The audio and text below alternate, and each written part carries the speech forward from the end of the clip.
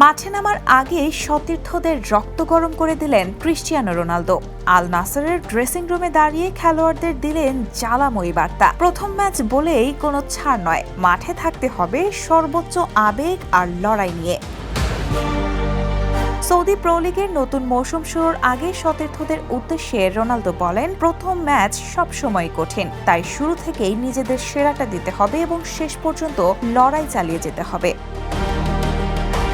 Viral হওয়া একটি ভিডিওতে দেখা যায় ড্রেসিং রুমে দাঁড়িয়ে দলের খেলোয়াড়দের সঙ্গে কথা বলছেন পর্তুগিজ তারকা। নতুন কোচ অ্যাঞ্জে পোস্তেকোগ্লুর অধীনে মৌসুম শুরুর আগে দলকে উজ্জীবিত করতেই যেন নিজের নেতৃত্বের ভূমিকায় দেখা গেল তাকে।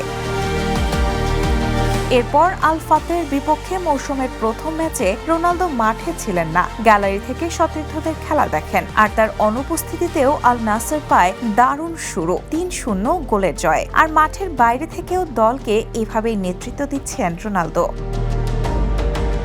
Rahana moon, the news. দেশে দেশে সবার সাথে দ্য নিউজ।